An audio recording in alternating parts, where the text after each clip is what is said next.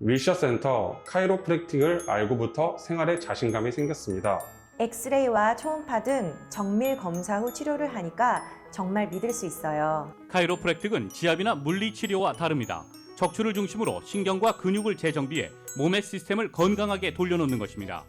경험 많은 전문의와 테라피스트들이 일군 명성, 윌셔센터 카이로프랙틱. 당신의 삶의 질을 높여드리는 윌셔센터 카이로프랙틱.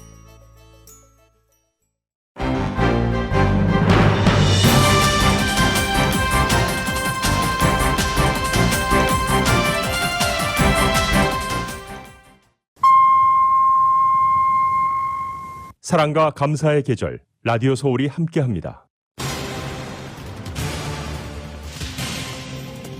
캘리포니아 전면 재개방을 일주일 앞두고 있는 가운데 캘리포니아 주정부 방침과 질병통제예방센터 방침이 제각각이어서 혼란이 일고 있습니다.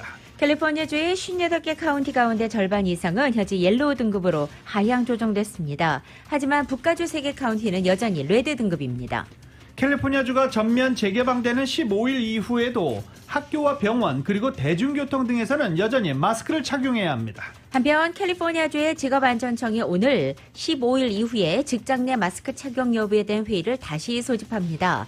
전 직원이 백신 접종을 완료해서도 마스크를 계속 착용해야 할지 여부가 논의될 예정입니다. 캘리포니아주 전면 재개방이 이루어져 요식업 등 실내 영업이 정상화돼도 LA 카운티에서는 식당 야외 영업을 허용할 방침입니다. LA 카운티 슈퍼바이저 위원회가 이 식당 야외 서비스를 아예 연구하는 방안을 추진하고 있는 가운데 어제는 야외 식사 서비스 확대와 주류 판매 라이선스 확대 조례안을 승인하기도 했습니다. LA 카운티가 코로나 바이러스 팬데믹 기간 동안 렌트비를 내지 못했던 저소득층의 렌트비를 대신 갚아주는 방안을 논의합니다. 여름방학과 휴가철을 앞두고 미국 내 여행은 물론이고 한국행 항공권 문의가 크게 늘고 있습니다. 샌프란시스코가 집단 면역에 근접했다는 평가가 나왔습니다. 샌프란시스코 보건당국에 따르면 도시 인구 약 80%가 최소 1회 이상 코로나 바이러스 백신을 맞았고 68%가 백신 접종을 완료한 것으로 집계됐습니다. 이런 가운데 이달 말로 유통기한이 만료되는 존슨앤존슨의 백신이 수백만 회분에 달하고 있습니다. 현재 미국 내 접종률이 정책에 접어들고 있어서 결국 폐기될 가능성이 커 보입니다. 오렌지 카운티 프리웨이에서 총격으로 6세 남아를 숨지게 한 용의자 남성이 살인죄 혐의로 기소됐습니다. 당시 운전하던 여자친구는 살인을 도운 혐의로 기소됐습니다. 어제 새벽 LA 다운타운에서 발생한 화재가 진화됐지만 100년이나 된 노후 건물로 붕괴 위험이 제기되고 있습니다. 또 어젯밤에 LA 다운타운 노숙자촌에서 화재가 또 발생해서 인근 상업용 건물까지 번지는 피해가 발생했습니다. 미국이 반도체와 배터리 등 핵심 산업 분야에서 중국을 견제하기 위한 청사진을 발표했습니다. 중국 의존도를 낮추기 위해 미국 내 생산을 늘리고 동맹과 협력을 강화하기로 했습니다. 세계 최고의 부자로 꼽히고 있는 아마존의 창업자 제프 베이조스와 테슬라 일론 머스크 CEO가 미국의 평범한 납세자들보다 오히려 훨씬 적은 액수의 소득세를 낸 것으로 밝혀졌습니다. 미 국무부가 한국에 대한 여행 경보를 가장 낮은 수준인 1단계로 하향 조정했습니다. 앞서 질병통제예방센터 CDC는 한국에 대한 여행 보건 지수를 1단계로 낮춘 바 있습니다. 한국 정부가 백신 접종을 마친 국민들은 다음 달인 7월부터 단체 해외여행을 할 수 있다고 밝혔습니다. 하지만 개인이나 소규모 여행은 여전히 제한됩니다. 한국 광주에서 철거 중이던 건물이 도로로 무너져 버스 등을 덮치면서 9명이 숨지고 8명이 부상했습니다. 구조 작업이 진행되고 있습니다. 윤석열 전 검찰총장이 퇴임 후 3개월 만에 첫 공식 행보에 나섰습니다. 윤 전 총장은 국민들의 기대를 잘 알고 있다며 걸어가는 길을 지켜봐달라고 말했습니다.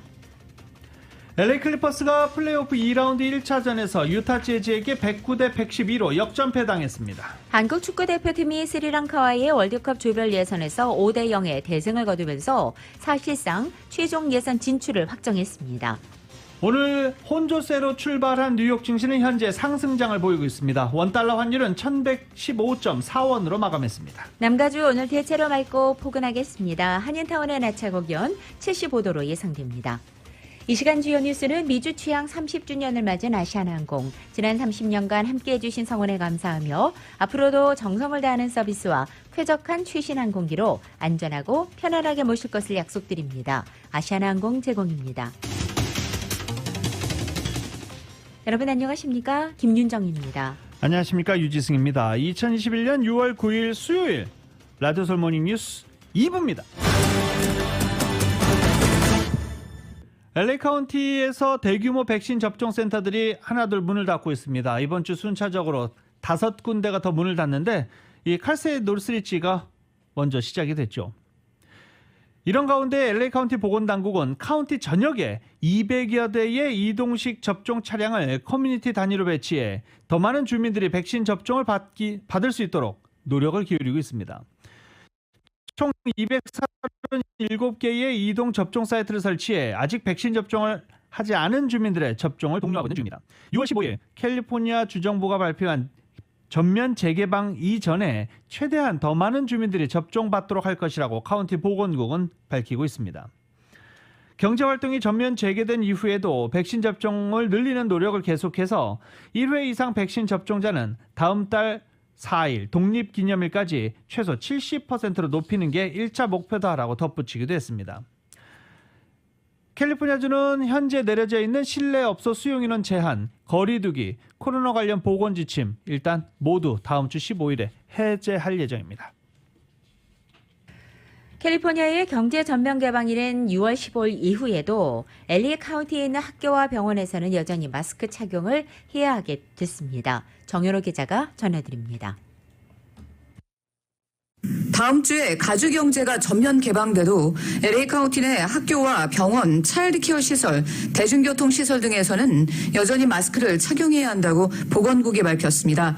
바바라 페로 LA 카운티 보건국장은 경제가 전면 개방돼도 코로나 전염 위험이 높은 상황에서는 여전히 마스크를 착용해야 한다며 대표적으로 학교와 차일드케어 시설, 캠프, 병원 등 헬스케어 시설, 대중교통, 실내 대형 이벤트에서 마스크 착용 규정이 지속될 것이라고 밝혔습니다. LA 카운티 내 직장에서도 여전히 마스크 착용 규정이 적용됩니다. 사무실 내에서 직원 중 한 명이라도 백신 접종을 완료하지 않았을 경우 모든 직원은 백신 접종 유무에 관계없이 마스크를 착용해야 합니다. 만일 같은 사무실에서 일하는 직원 전원이 백신 접종을 완료했고 코로나 증상을 보이지 않는다면 그때는 마스크를 착용하지 않아도 됩니다. 실외에서 일하거나 다른 사람과 6피트 거리를 둔 상태에서 근무하는 경우 백신 접종 유무에 관계없이 근무 중에 마스크를 착용하지 않아도 됩니다. 10,000명이 넘는 행사장에서 일하거나 대형 야외 이벤트에서 일할 경우에는 마스크를 착용해야 합니다. 직장에서 백신 비접종자를 위해 N95 같은 장비를 나눠줄 경우에 실내 공간에서 파티션을 더 이상 사용하지 않아도 됩니다. 직장 내 마스크 규정은 최종 승인되면 6월 15일부터 적용에 들어갑니다. 라디오 서울 뉴스 정현호입니다. LA 카운티 슈퍼바이저 위원회가 식당 야외 식사 서비스를 확대하는 주류 판매 라이센스를 확대하는 법안 등 법안을 지지하는 조례안을 어제 승인했습니다. 야외 식사 서비스를 확대하는 법안을 지지하는 조례안입니다. 조례안 승인으로 LA 카운티는 야외 식사 서비스를 인도, 골목, 주차장 등으로 확대하는 가이드라인을 수립할 예정입니다. 법안을 발의한 제니산 슈퍼바이저는 LA는 1년 내내 좋은 날씨가 이어지는 만큼 코로나 바이러스 팬데믹이 끝나도 지켜야 할 부분이다 라고 말했습니다. 공동 발의한 캐서린 바거 슈퍼바이저도 요식업계와 서비스업계의 소중한 자원이 될 것이며 이를 영구화할 방법을 간구할 때다라고 강조하기도 했습니다. 이 북가주 샌프란시스코가 미국에서는 최초로 코로나 집단 면역을 달성한 대도시가 됐을 수 있다는 전문가들의 평가가 나오고 있다고 영국 일간 가디언이 어제 보도했습니다. UC 샌프란시스코의 조지 러더퍼드 전염병학 교수가 가디언지와의 인터뷰를 통해서 샌프란시스코의 코로나 신규 확진자가 일평균 13.7명 수준으로 소규모 감염이 이어지고는 있지만 감염 확산을 다시 촉발할 조짐이 보이지 않는다고 말했습니다. 그러면서 집단 면역이란 바로 이런 모습이며 확진자는 개별적으로 나타날 수 있지만 집단적으로 퍼지지 않는 것이라고 설명했습니다. 백신 접종률이 최소 얼마나 돼야 집단 면역이 달성되는지에 대해서는 현재 전문가들의 의견이 통일된 상황은 아닙니다. 기존의 면역 체계를 위협하는 새로운 변이 바이러스가 끊임없이 등장하면서 팬데믹 전개 상황이 계속 바뀌고 있기 때문입니다. 따라서 초기에는 인구의 60-70%가 면역력을 갖추면 집단 면역이 된 것으로 볼 수 있다는 견해들이 많았지만 현재는 80-90% 수준으로 상향 조정돼 있습니다. 하지만 이 샌프란시스코가 이미 그 목표치에 근접했다는 평가가 나오고 있습니다. 샌프란시스코 보건당국 자료 결과 백신 접종이 가능한 인구의 약 80%가 최소 한 번 이상 접종했고 68%는 접종을 완료했습니다. 특히 아시아 태평양계 인구의 백신 접종률이 평균 접종률보다 훨씬 더 높았고 반면에 흑인 접종률은 평균보다 16%포인트 낮은 상태입니다. 한편 이 샌프란시스코가 다른 대도시에 비해서 어린이 인구가 적어서 그만큼 백신 접종을 받는 인구 비율이 높다는 점과 주민들의 성향이 백신 접종이나 코로나 방역 수칙 준수에 적극적이라는 것도 이 집단 면역 달성에 도움을 주는 요소로 꼽히고 있습니다. 국무부가 한국에 대한 여행 경보를 가장 낮은 수준 1단계로 하향 조정했습니다. YTN입니다. 미 국무부는 현지 시간 8일 미국인에 대한 한국 여행 경보를 기존 2단계에서 1단계로 낮추고 이를 홈페이지에 게재했습니다. 지난해 11월 24일 2단계 지정 후 196일 만입니다. 미국인에 대한 국무부의 여행 경보는 일반적 사전주의인 1단계에서부터 강화된 주의, 여행 재고, 여행 금지 등 4단계로 나뉩니다. 1단계는 미 국무부가 발령하는 여행 경보 4단계 중 가장 낮은 것입니다.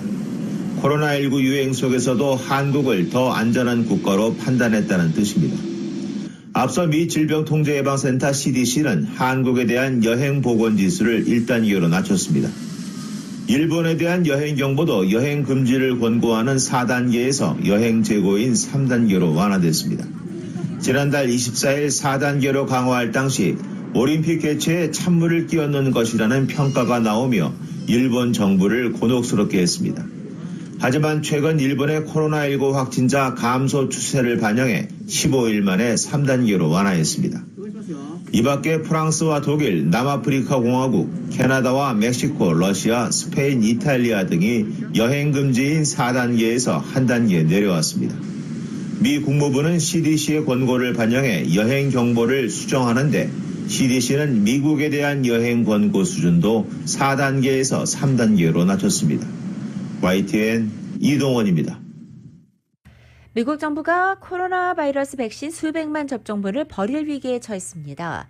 백신 유통기한이 이달 말로 임박한 데다가 접종률도 정체기에 접어들었기 때문입니다. 바로 잔슨앤잔슨의 얀센 백신입니다. 이렇게 얀센 백신 재고가 크게 늘어난 것은 지난 4월 질병통제예방센터 CDC와 식품의약국 FDA가 혈전증 발생 우려를 들어 얀센 백신 접종을 유보하라고 권고했기 때문입니다. CDC는 열흘 만에 사용 재개를 결정했지만 미국인들 사이에서는 얀센 백신에 대한 불안이 확산해 있어 대량으로 예약이 취소된 상태입니다. 유통기한 만료가 다가오는 파이자와 모더나 백신도 있지만 얀센 백신에 비한다면 재고량이 훨씬 적다는 것이 의료 현장의 전언입니다. 월스트리트저널은 얀센 백신의 경우 지금까지 2,140만 회 분량이 미국 정부에 납품됐지만 실제로 사용된 것은 절반을 갓 넘긴 수준이라고 보도했습니다. 연방정부가 실직자들에게 추가로 제공하는 주당 $300 실업수당이 캘리포니아에서는 9월 6일까지 이어집니다. 바이든 행정부는 지난 3월 1조 9천억 달러 규모의 경기부양법에 따른 추가 실업수당이 노동절 연휴에 종료되고 더 이상 연장할 계획이 없다라고 밝힌 바 있습니다. 하지만 지난 몇 주 동안 공화당 주지사가 이끄는 25개 주가 코로나 바이러스 부양책 차원에서 연방정부로부터 나오는 이 추가 실업수당을 더 이상 받지 않겠다고 선언한 바 있습니다. 하지만 캘리포니아주는 조기 중단 없이 연방정부가 발표한 9월 6일 만료일인 9월 6일까지 연방정부 추가 실업수당을 지급할 예정입니다. 남가주를 비롯해 전국 주요 대도시 한인들 절반 이상이 코로나 사태로 인해 상당히 경제적 타격을 입은 것으로 나타났습니다.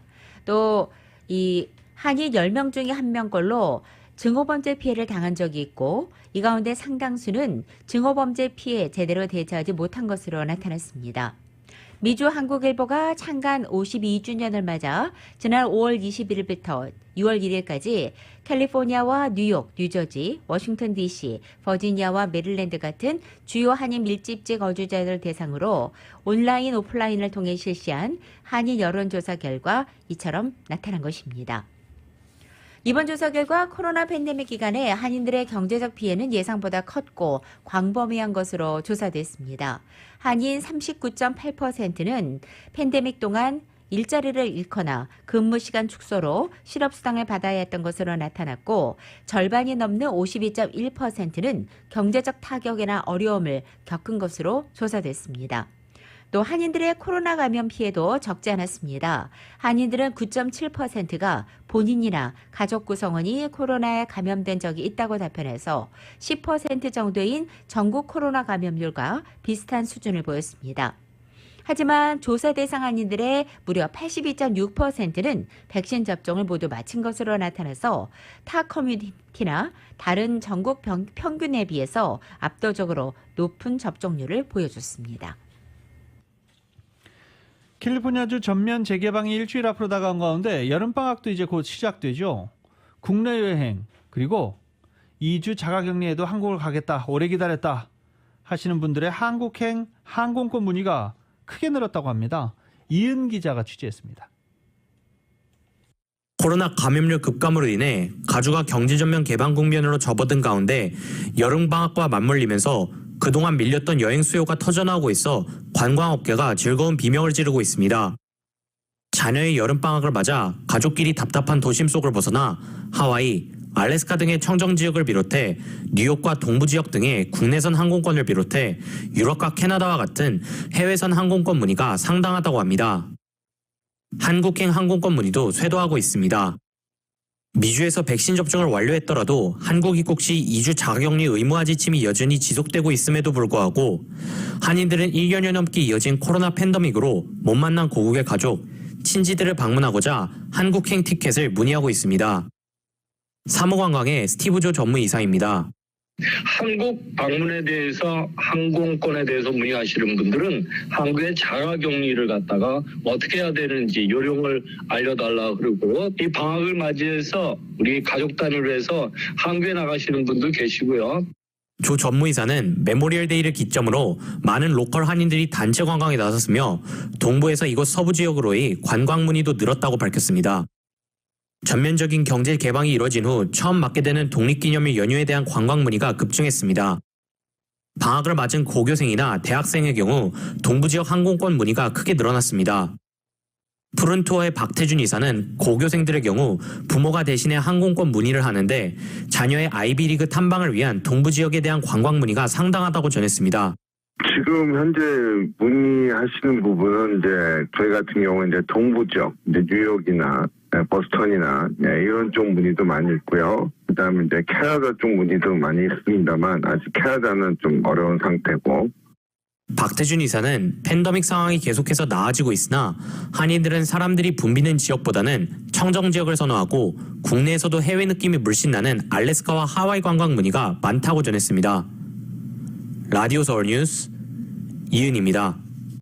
라디오 서울 모닝뉴스 2부 미국과 로컬 소식은 많은 것이 바뀌었지만 함께하는 가족이 있어 힘이 납니다. 또 하나의 가족 오픈뱅크 제공입니다.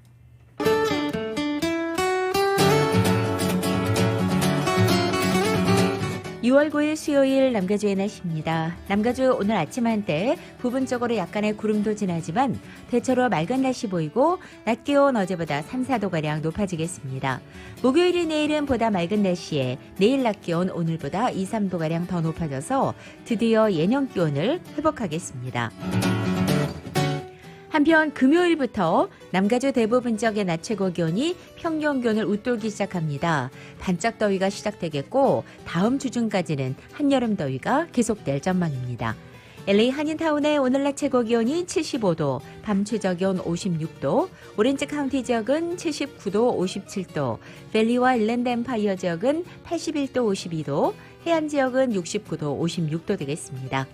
한국은 오늘 전국이 흐리고 간간히 비도 내립니다. 서울의 오늘 아침 최저 기온 67도, 낮 최고 기온은 85도 예상됩니다.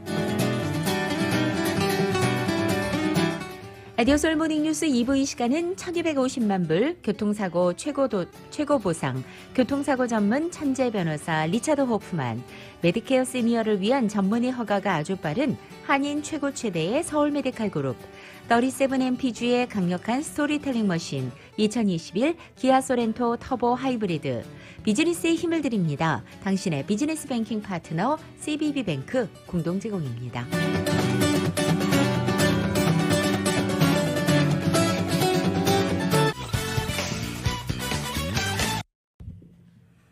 라디오솔 모닝뉴스 2부 함께하고 계십니다.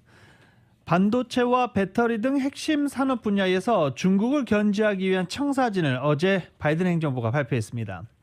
바이든 행정부는 핵심 전략 품목의 중국 의존도를 낮추기 위해 자국 내 생산을 늘리고 동맹국과 협력을 강화하기로 했습니다. YTN입니다. 반도체와 대용량 배터리, 히토류, 의약품 제조, 백악관이 공개한 보고서는 이 네 가지 핵심 분야의 공급망 차질에 대응하는 장단기 전략을 담고 있습니다.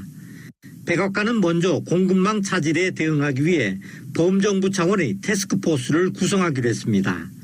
그동안 공급 혼란과 수요 문제 등이 발생한 건설, 반도체, 교통, 식품 분야가 우선 대상입니다. 필수 의약품 생산과 관련해서는 민관 공동 컨소시엄을 구성하기로 했습니다. 배터리 부문에선 미국 내 공급망 개발을 위한 10년짜리 계획을 수립하기로 했습니다. 반도체 부문은 자국의 경쟁력 강화와 함께 외교적 접근법을 강조했습니다. 한국 등 동맹 파트너와 협력을 강화하겠다는 겁니다. 백악관은 또 불공정 무역 관행에 대응하기 위해 무역 대표부 주도로 기동 타격대도 꾸리기로 했습니다. 중국을 겨냥한 것으로 보입니다. 250쪽 분량의 이번 보고서는 중국을 450번 넘게 거론하며 핵심 타깃임을 분명히 했습니다. That should have never happened, and this will never happen again in the United States, period. We shouldn't have to rely on a foreign country, especially one that doesn't share our interests or our values, in order to protect and provide our people during a national emergency. 다만 중국에 즉각적인 타격을 주는 내용이 포함되진 않았다는 평가입니다. 중국과 직접 충돌이나 마찰이 아니라 공정한 경쟁을 통해 기술력과 영향력으로 우위에 서겠다는 바이든 행정부의 기조가 반영된 것으로 보입니다. YTN 김영근입니다. 이런 가운데 연방의회에서도 역시 반도체와 인공지능 AI 같은 핵심 산업의 공격성 육성을 위한 대중국 견제법이 통과됐습니다. 이에 중국의 의외격인 전국민 인민대회 대표가 내정 간섭이자 발전을 막는 행위라면서 강력히 반발하고 나서 앞으로 미국과 중국 간의 치열한 보복전이 예상되고 있습니다. 이번에 통과된 법안은 그동안 상원에 계류된 각종 중국 견제 법안을 총망라한 것으로 풀이됩니다. 또 유럽 지도자들이 조 바이든 대통령의 대중 강경책에 대해서 우려를 하고 있는 가운데 이번 바이든 대통령의 유럽 순방 기간에 모든 회담에서 중국이 언급될 것으로 보인다고 홍콩의 사우스차이나 모닝포스트가 오늘 보도했습니다. 바이든 대통령이 11일부터 15일까지 영국, 벨기에를 방문해서 G7 정상회의와 북대서양조약기구, 나토 정상회의, 또 미국과 유럽연합 간의 정상회의에 참석하는데 이 사우스차이나 모닝포스트는 미국의 전문가들을 인용해서 대부분의 유럽 지도자들이 지난해 미국 대선에서 바이든의 승리를 응원했지만 이 대중 강경책에 대해서는 우려를 표하고 있다고 보도한 것입니다. 그러면서 유럽 지도자들은 중국에 좀 더 균형 잡힌 접근을 하기를 원하지만 바이든 대통령이 트럼프 전 대통령보다 오히려 중국에 더 강경 입장을 취하고 있음에도 미소를 지으면서 다자주의를 강조하는 이 레토릭으로 이것을 전달하고 있어 거부하기 어려운 상황이라고 분석 기사를 내놨습니다. 이렇게 미중 갈등이 가열되는 가운데 이번에는 중국 주재 미국 대사관이 베이징 오존 오염 현황을 알리는 자료를 올려서 강력한 반발을 사고 있습니다. 주중 미국 대사관은 최근 웨이보에 오존 지수와 같은 새로운 베이징 대기질 자료를 올려놨습니다. 이 자료를 올리면서 2014년부터 2020년까지 베이징의 오존 오염이 점점 심각해지고 있다고 지적했습니다.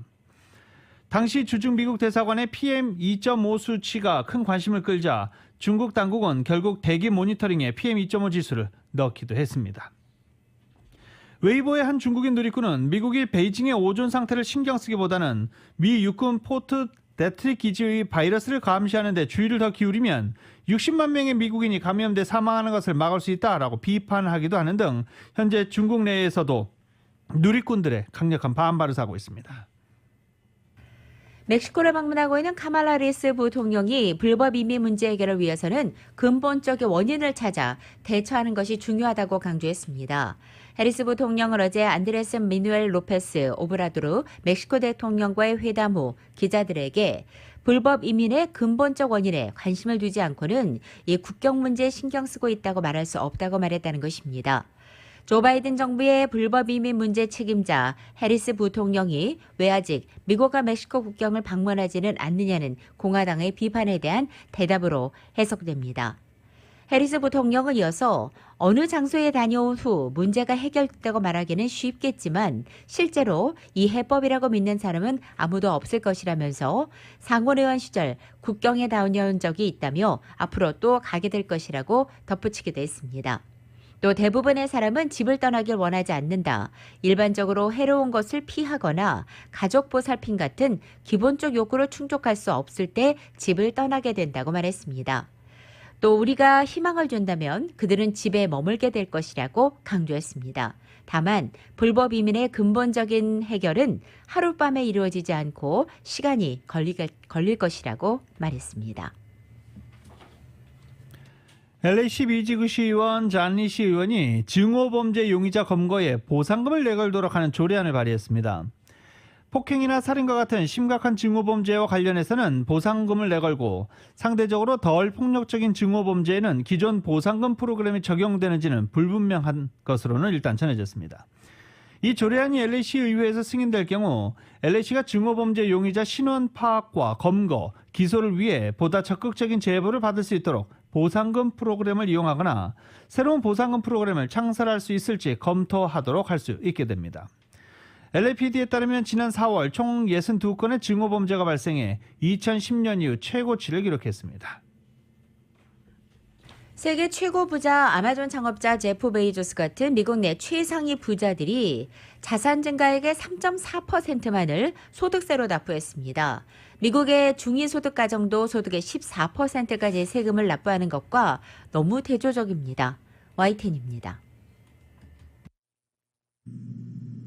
미국 탐사보도 매체 프로퍼블리카가 미공개 연방국세청 자료를 분석한 결과 최상위 부자 25명의 자산은 지난 2014년부터 2018년까지 5년간 모두 4,010억 달러, 우리 돈으로 약 448조 원이 불어났습니다. 그러나 이들이 같은 기간 연방소득세로 납부한 금액은 136억 달러, 우리 돈으로 약 15조 원에 그쳤습니다. 최고 부자들에게 적용된 실제 세율은 겨우 3.4%에 불과한 셈이라고 이 매체는 지적했습니다. 이는 연 7만 달러, 우리 돈으로 약 7,800만 원을 버는 미국의 중위소득 가정이 소득의 14%를 연방정부에 납부하는 것과 대조를 이루고 있습니다. 세계 최고의 부호인 제프 베이조스 아마존 창업자는 자산이 990억 달러, 우리 돈으로 약 110조 원 늘어났지만 납부한 연방소득세는 이중 1%도 안 되는 9억 7,300만 달러, 우리 돈으로 약 1조 원에 불과했습니다. 천문학적인 자산 증가액 가운데 과세 가능한 소득은 42억 2천만 달러, 우리 돈으로 약 5조 원에 그쳤기 때문입니다. 세계 두 번째 부자인 일론 머스크 테슬라 최고 경영자는 자산이 139억 달러, 우리 돈으로 약 16조 원 증가했지만 납부한 연방소득세는 3.27%인 4억 5,500만 달러, 우리 돈으로 약 5천억 원에 그쳤습니다. 투자의 귀재로 불리는 워런 버핏 회장은 자산이 243억 달러, 우리 돈으로 약 27조 원이 늘어나는 동안 연방소득세는 0.1%인 2,370만 달러, 약 264억 원에 불과했습니다. 프로퍼블리카는 전통적인 급여소득에 의존하는 대부분의 미국인과 달리 억만장자들은 일반인이 접근할 수 없는 세금 회피 전략으로부터 종종 혜택을 누리고 있다고 분석했습니다. 최상위 부자의 소득은 거의 주식이나 부동산과 같은 자산인데 이러한 자산은 팔아서 양도 차익을 얻지 않는 이상 과세 대상이 아니라는 것입니다. YTN 김원배입니다.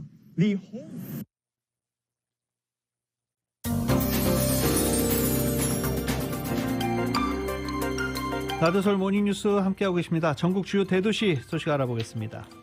뉴욕주의 코로나 바이러스로 인한 각종 규제 해제 역시 임박해 있습니다. 앤드류 쿠오모 뉴욕 주지사는 뉴욕 성인이 최소 한 차례 이상 코로나 바이러스 백신을 접종한 비율이 70%에 도달하면 현재 남아있는 코로나 바이러스 관련 규제를 모두 해제할 것이다 라고 밝혔습니다. 어제 7일 현재 기준으로 뉴욕주 코로나 바이러스의 백신 접종률 68.6%입니다. 쿠오모 주지사는 해제되는 규제에는 실내 시설의 수용 인원, 실내외 모임 인원 제한, 사회적 거리두기 제한, 손 소독제 등 위생용품 제공, 소독 및 청소 수칙, 코로나 바이러스 접촉자 추적 조사 모두 해제한다라고 덧붙였습니다. 뉴욕주 학생과 교직원들은 학교에서 마스크를 계속 착용해야 합니다. 앤드류 쿠오모 뉴 주지사는 지난 7일 CDC 관계자들과 논의한 결과 현행 학교 실내 마스크 착용 의무화 규정을 그대로 유지한다고 말했습니다. 단 학교와 서머캠프 야외활동 시 마스크를 의무적으로 착용하도록 한 현행 규정은 해제하고 각 학군별로 마스크 착용 여부를 선택할 수 있도록 했다고 덧붙였습니다. 샌프란시스코 베이 지역 개솔린 가격이 가파른 상승세를 이어가고 있습니다. 북가주 자동차 클럽과 유가정보업체 등에 따르면 샌프란시스코 레귤러 개솔린 평균 가격이 갤런당 4.365달러를 기록하면서 전년 동기 대비 1.261달러가 오른 수치를 보이고 있습니다. 전주 대비해서도 크게 계속 올라가고 있는 상황입니다. 샌프란시스코 산타클라라밸리 수자원국이 지난 7일 산타클라라 카운티 전역의 물 사용량을 15% 줄인다고 발표했습니다. 이 산타클라라밸리 수자원국위원회는 오늘 이 같은 가뭄 계획을 승인할 예정이고 산타클라라 카운티 정부에 지역 가뭄 비상사태를 선포할 것을 요청하고 있습니다. 최근 코로나 바이러스 방역 지침 완화 속에서 전국에서 총격 사건이 급증하는 가운데 워싱턴주 시애틀의 한 쇼핑몰에서 총격 사건이 발생해 한인 남성이 중상을 입었습니다. 시애틀의 유명 한식당인 궁 BBQ에서 일하는 토니서 씨가 최근 총격 사건 속에서 여직원들을 보호하기 위해 차를 타러 가는 길을 에스코트 해주러 나섰다가 무차별 총격을 당한 것으로 전해졌습니다. 서재호 대표는 토니서 매니저가 당시 총격에서 여러 군데 총격을 받아 현재 병원에서 사투를 벌이고 있다며 5번째 수술을 받을 예정이고 아직까지는 눈만 뜨고 있는 상태다라고 전했습니다. 시애틀의 아파트 렌트를 체납한 임차인들의 강제 퇴거를 금지하는 세계 조례안이 지난 7일 시애틀 시의회를 통과했습니다. 인권단체는 이것을 당연한 결정이라면서 환영하고 있고 영세 임대업자들은 자신들의 생존도 옥죄는 편파적인 결정이라며 다시 소송을 제기할 뜻을 내비치고 있습니다. 지난 겨울 대정전 사태를 겪은 텍사스주가 민간이 주도하는 전력 공급망의 정부 통제를 강화했습니다. 그레 에버 텍사스 주지사는 전력 공급망을 개선하고 운영기관을 개혁하는 법안에 어제 서명했습니다. 지난 2월 한파 탓에 텍사스주 전력 공급 시설이 망가져 480만 곳에 달하는 가정집과 업체가 정전으로 큰 고통을 겪었습니다. 당시 재난으로 151명이 숨졌다고 밝혔지만 버즈피드와 같은 매체는 최소 700명 이상이 사망했다라고 추산하기도 했습니다. 인디애나주의 한 놀이공원에서 롤러코스터를 타다가 기절한 여성이 결국 사망했습니다. 오하이오주에 사는 47살의 여성은 지난 4일 인디애나 남부의 산타클로스의 테마파크인 홀리데이 월드 앤 스폴래싱 사파리를 찾았다가 인기가 많은 롤러코스터 보이즈에 탑승했습니다. 그리고 객차가 승하창으로 다시 돌아왔을 때 의식을 잃은 상태였습니다. 놀이공원 측에 따르면 약 3분 만에 응급구조요원들이 현장에 도착했고 응급처치를 받은 여성이 병원으로 이송되지만 끝내 회생하지 못한 것입니다. 놀이공원 측은 사고 발생 후 해당 롤러코스터를 철저히 점검했지만 설비에는 아무 문제가 없다고 밝혔고 현재 시신 부검 결과를 기다리고 있다고 전했습니다. 라디오서울 모닝뉴스 스포츠 소식입니다. 어려울 줄은 알았지만 이길 줄은 알았습니다. 그런데 역전패당했습니다.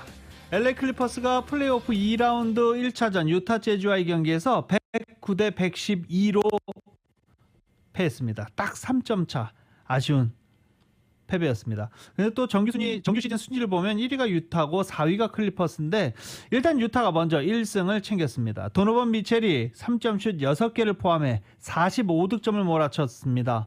그리고 루디 고베르도 10득점, 12리바운드로 더블더블을 달성하게 됐습니다. 클리퍼스에서는 카와이 레너드가 23득점, 리바운드 7개, 폴 조지가 20득점, 리바운드 11개를 올렸지만 초반 우세한 분위기 끝까지 이어가지 못하고 역전패 당한 것, 좀 아쉬웠습니다. 유타 재즈는 후반에 무서운 뒷심을 발휘하면서 승부를 뒤집었습니다. 한때 13점 차까지 벌어졌었는데 그러면서 쭉 클리퍼스가 이길 것으로 예상했지만 그러지 않았습니다.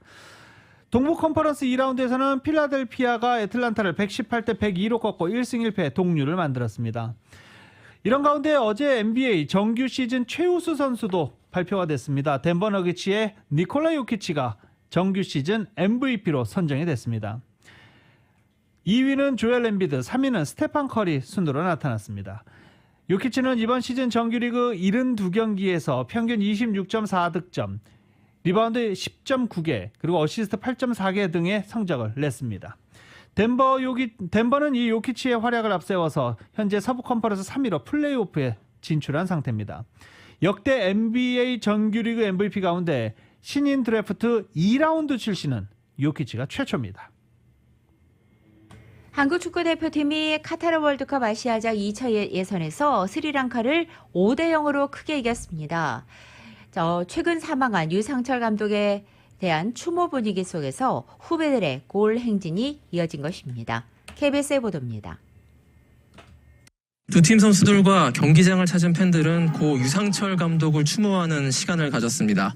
선수들은 검은색 암밴드를 둘렀고 붉은 악마 응원단은 유 감독의 등번호 6번을 기리기 위해 6분 동안 침묵 응원을 했습니다. 피파 랭킹 204위 스리랑카를 맞아 대표팀은 골행진을 펼쳤습니다. 김신욱이 15분 만에 남태희의 패스를 받아 오른발로 선제골을 터뜨렸습니다. 선수들은 6번을 새긴 상의를 들고 유 감독과 마지막 작별 인사를 했습니다. 전반 21분에는 송민규의 패스를 받은 이동경이 장기인 왼발로 A매치 데뷔골을 터뜨렸고 김신욱이 페널티킥을 성공시켜 3대0으로 전반을 마쳤습니다. 후반에도 대표팀 공세는 이어졌는데요. 황희찬이 강력한 중거리 슛으로 네 번째 골을 터뜨렸고 후반 32분에는 19살 대표팀 막내 정상빈이 A매치 깜짝 데뷔골까지 터뜨리며 대승을 거뒀습니다. 오늘 대승으로 벤투호는 월드컵 2차 예선 4승 1무로 최종 예선 진출을 사실상 확정했습니다. 우리와 조선두를 다투던 레바논이 투르크메니스탄에 3대2 역전패를 당하면서 조 1위를 굳혔습니다. 대표팀은 이번 주 일요일 13일 레바논과 2차 예선 마지막 경기를 치릅니다. KBS 뉴스 김기범입니다. LA 다저스는 어제 피츠버그 파이어리츠와의 경기에서 5대3으로 승리를 거뒀습니다. 다저스 여전히 서부조 3위를 기록하고 있는데 다저스가 빨리 좀 순위 경쟁에서 앞서가기를 기대를 해보겠습니다. 오늘 다저스는 피츠버그와의 경기에서 선발 투수로 토니 곤솔린이 선발로 나섭니다. 부산에서 복귀해서 상당히 오래간만에 경기 선발 투수로 나서게 됩니다. 오늘 오후 4시부터 피츠버그와의 원정 경기에 토니 곤솔린이 선발 투수로 나섭니다. 메이저리그 LA 엔젤스의 일본인 선수 오타니 쇼헤이가 이번에는 엄청난 장거리 홈런으로 다시 한번 팬들을 크게 놀라게 했습니다. YTN입니다. LA 엔젤스의 2번 타자 오타니 쇼헤이가 1회 첫 타석에 들어섭니다. 상대 선발 크리스 부빅의 체인지업을 거침없이 힘차게 걷어올립니다. 방망이 중앙에 정확히 맞은 공이 계속 뻗어가더니 외야 상단에 떨어집니다.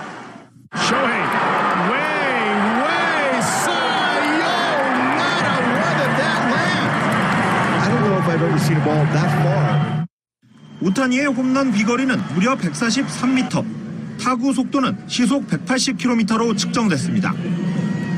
비거리 143m짜리 홈런은 오타니가 메이저리그에 데뷔한 뒤 쳐낸 가장 큰 홈런입니다. 오타니는 3회 두 번째 타석에서는 깨끗한 2루타까지 때려내며 타격 천재의 재능을 마음껏 과시했습니다. 피츠버그의 헤이스가 다저스 선발 워커뷸러를 상대로 오른쪽 폴대 옆에 떨어지는 홈런을 쳐냅니다.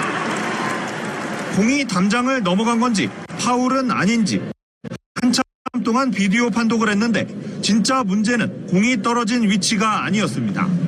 날아가는 공만 바라보고 뛰던 헤이스가 1루 베이스를 밟지 않고 지나친 게 드러나면서 헤이스의 홈런은 허무하게 아웃으로 바뀌고 말았습니다. 베이스에서 발이 떨어져 아웃된 헤이스는 3회에는 2루로 뛰다 이번에는 손이 떨어져서 또 아웃되는 등 최악의 하루를 보냈습니다. 벤치에서 휴식을 취하다 8회 대수비로 투입된 김하성이 9회 초구를 받아치며 1타점 2루타를 전합니다. 타선이 침묵한 샌디에고는 김하성의 타점으로 간신히 완봉패를 면했습니다. YTN 허재원입니다. 토론토 블루제이스의 류현진 선수 지난 경기에서 아주 부진했었죠. 내일 선발 등판합니다. 시카고 화이트삭스와 경기에 선발 등판하는데 원정 경기고요. 시카고 화이트삭스는 올 시즌 우승 후보팀이기도 합니다. 강력한 팀을 만나게 되는데 게다가 또 선발 맞대기를 펼쳐야 될 선수 댈러스 카이클로 결정이 됐습니다.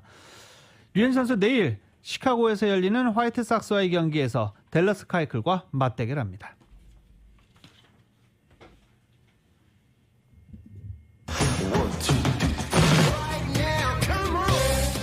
스포츠 소식은 전문가가 추천하는 이민법과 가정법 전문 재인정 종합법률사무소 제공입니다.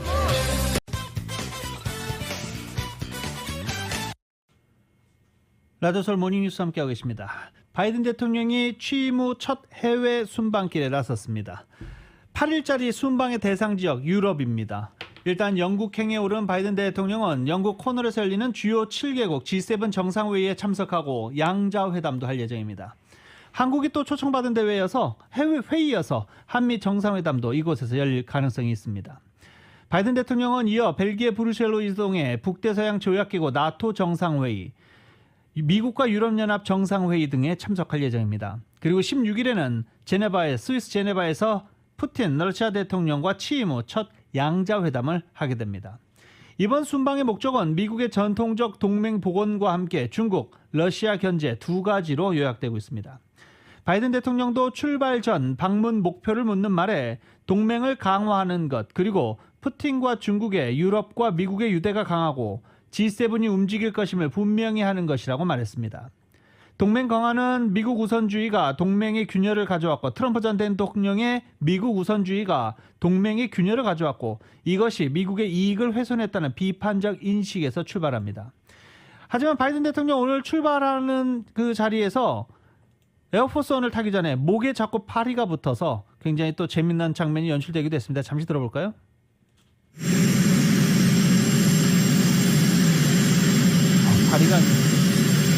파리가 아니라 그 요새 동부 지역에 있는 그 매미인 것 같습니다. 매미가 바이든 대통령 목에 붙어 있어서 또 재미있는 화면이 연출되기도 했습니다. 한편 바이든 대통령이 오늘 아침 중국 메신저 틱톡과 위챗에 대해서 트럼프 전 대통령이 내렸던 금지 명령을 철회했습니다. 대신에 중국을 비롯한 적대 국가와 연관된 애플리케이션, 즉 앱들에 대해서 체계적인 안보 위험 평가에 돌입하기로 했습니다. 백악관은 오늘 아침 성명을 통해 바이든 대통령이 틱톡, 위챗 등에 대한 금지 행정명령을 철회한다라고 발표한 것입니다. 트럼프 전 대통령은 지난해 8월 이들 업체의 미국 내 사용을 금지하는 행정명령을 내린 바 있습니다. 바이든 대통령은 틱톡과 위챗의 금지 명령을 취소하되 연방상무부가 중국을 비롯해 해외 적대 세력 연계의 소프트웨어가 가하는 국가안보 위험을 파악하도록 하는 새로운 행정명령을 발령한 것입니다. 연방상무부는 미국인의 유전과 의료 같은 개인정보 보호를 강화할 권장 조치 역시 마련할 방침입니다. 바이든 대통령의 이번 행정명령은 중국 같은 적대 국가와 연관된 앱의 국가안보 위험을 판단할 새로운 체계를 짜기 위한 것이라고 현재 언론들은 분석하고 있습니다. 2021년 6월 9일 수요일에 전해드린 라디오솔 모닝뉴스 여기서 마치겠습니다. 지금까지 진행의 유지승, 김윤정이었습니다. 라디오 솔 모닝뉴스 2부 이 시간은 1250만 불 교통사고 최고 보상, 교통사고 전문 천재 변호사 리차드 호프만, 메디케어 시니어를 위한 전문의 허가가 아주 빠른 한인 최고 최대의 서울 메디칼 그룹, 37MPG의 강력한 스토리텔링 머신, 2021 기아 소렌토 터보 하이브리드, 비즈니스에 힘을 드립니다. 당신의 비즈니스 뱅킹 파트너 CBB뱅크 공동 제공이었습니다. 잠시 후 9시에는 강혜신의 오늘의 미국이 방송됩니다. 함께해 주신 여러분 고맙습니다.